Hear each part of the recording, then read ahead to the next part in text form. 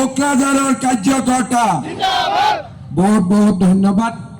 মোৰ মাতটো আজি অকণমান ফাটি আছে, সেইকাৰণে অকণমান আপোনালোকে মোৰ লগত সহ্য কৰিব লাগিব। কিন্তু মই যিমান পাৰোঁ মই আপোনালোকক মোৰ মনৰ কথাখিনি ক'ব যত্ন কৰিম। আপোনালোক ধুনীয়াকৈ বহি লওক, ঠিক আছে। আমাৰ মাজত উপস্থিত সব কাৰ্যকৰ্তা গৰমত আছেতো, ময়ো গৰমতে থাকিব লাগে না।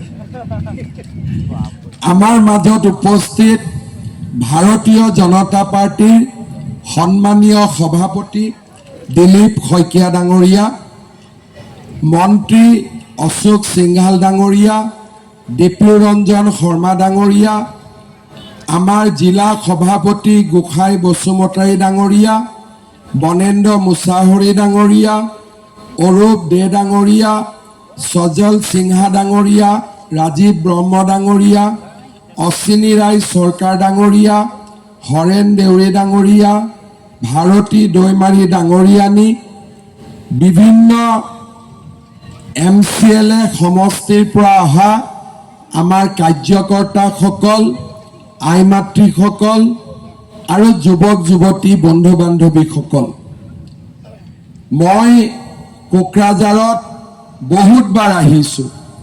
দুৰ্গা পূজাত আহিছোঁ, বাথৌ সভাত আহিছোঁ, ব্ৰহ্ম সমাজৰ সভাত আহিছোঁ, শ্ৰীৰামপুৰ পৰ্বতজৰা সকলোতে মই গৈছোঁ।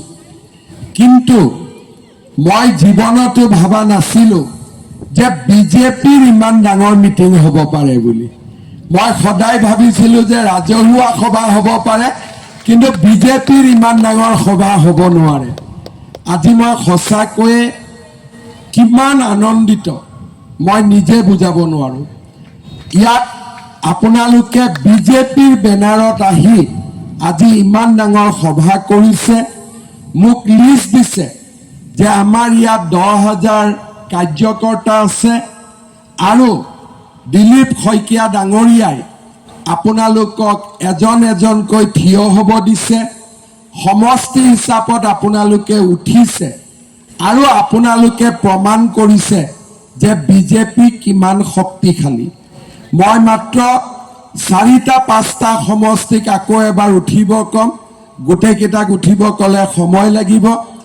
আপোনালোকে ফকীৰা গামখিনি এবাৰ থিয় হৈ দিয়কচোন। বিজেপি জিকিব নে নাই এইবাৰ? পুৰা জিকিব 100%। বঢ়িয়া। বনৰগাঁও